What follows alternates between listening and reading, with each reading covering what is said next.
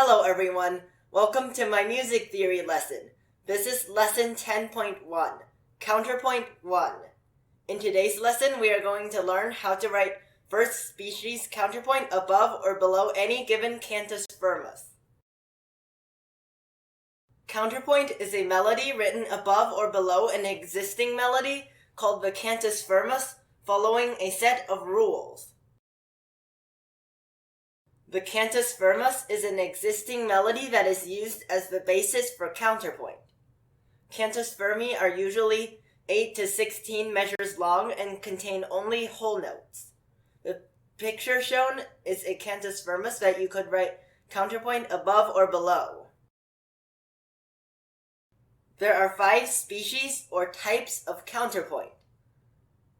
First species means that there is one note in the counterpoint for every note in the cantus firmus. Second species means that there are 2 notes in the counterpoint for every note in the cantus firmus.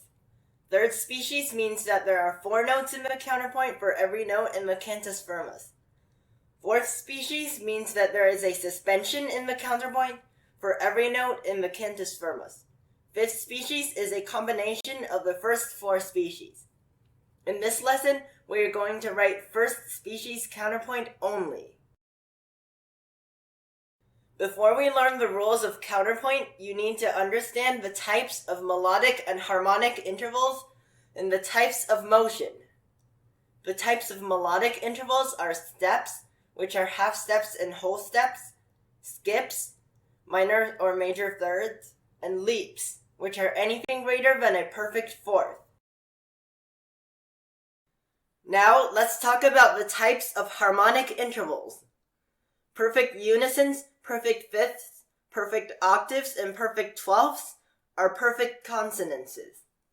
Minor and major thirds, minor and major sixths, and minor and major tenths are imperfect consonances. A dissonance means anything that is not a perfect or imperfect consonance. A tritone means an augmented fourth or a diminished fifth. Types of motion. Parallel motion means that both voices move in the same direction and the interval between the voices stays the same. Contrary motion means that the voices move in opposite directions.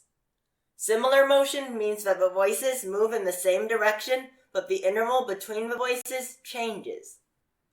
Oblique motion means that only one voice moves. Now, let's talk about some general rules, which apply to all species of counterpoint and the cantus firmus. Counterpoint is written in Dorian, Phrygian, Lydian, Mixolydian, Aeolian, or Ionian modes. It is usually written in a key without any sharps or flats. The first and last notes of the cantus firmus are always scale degree 1. You can use this to determine what mode the cantus firmus is in. The last note of a counterpoint is always scale degree 1. When writing counterpoint above a cantus firmus, the interval between the first notes in the cantus firmus and counterpoint must be a perfect unison, perfect fifth, or perfect octave. When writing counterpoint below, that interval must be a perfect unison or octave. The second to last note of the counterpoint must be a step below the last note. The second to last note of the cantus firmus must be a step above the last note. When writing counterpoint, avoid using 2 or more leaps in a row. You are occasionally allowed to use 2 skips in a row. A melody needs to have one unique climax tone, which means you cannot have the highest note in the melody appear twice. Leaps of a tritone, minor seventh, or major seventh are not allowed. Avoid using scales that outline a tritone, which means that the bottom and top note of the scale are a tritone apart. To avoid leaps of a tritone or scales that outline a tritone, use a B flat instead of a B. Sequences and motives are not allowed. A good melodic range, which is the interval between the highest and lowest notes in a melody, is between a perfect fifth and a perfect octave. The melodic range should never be smaller than a perfect fourth or larger than a major 10th. Now, let's talk about some rules that are specific to first species counterpoint. There is one note in the counterpoint for each note in the cantus firmus. The intervals you are allowed to have between the cantus firmus and the counterpoint are all of the perfect and imperfect consonances. When you move to a perfect consonance, always use contrary or oblique motion.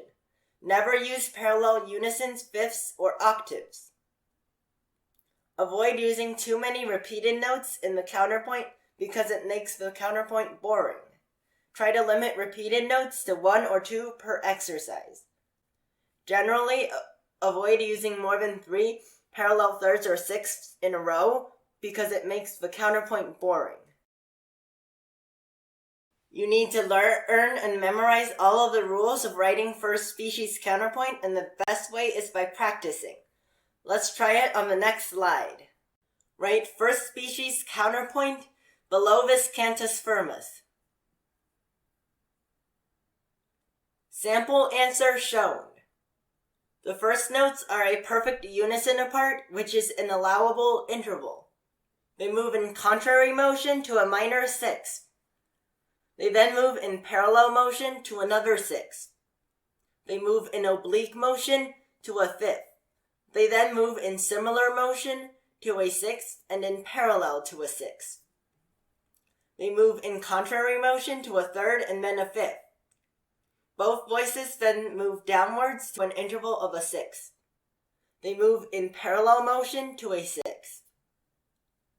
The exercise finished with contrary motion to a third and then a unison.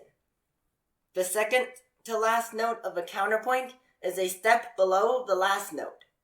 There are never 2 leaps in a row, parallel fifths, unisons, or octaves, and leaps of a tritone or seventh in this counterpoint. The melodic range of this counterpoint is a perfect fifth, which is the interval between the lowest note, D, and the distinct climax note, A. Write first species counterpoint above this cantus firmus. Sample answer shown. This exercise starts with a perfect octave and then moves in similar motion to a sixth, contrary motion to an octave, a tenth, and back to an octave. The voices then jump up in similar motion to a sixth and step down in parallel motion to a sixth. They jump down in similar motion to a third. They then move in contrary motion to a fifth, to a third, and then to a sixth. They finish by moving in parallel sixths and then in contrary motion to an octave. This answer is correct because it uses acceptable intervals and types of motions. It does not contain any successive leaps, parallel unisons, fifths, or octaves, and does not have any leaps of a tritone or a seventh. There is a distinct climax tone, and the melodic range of the counterpoint is a major seventh. The interval between the lowest note, C, and the climax, B. Conclusion.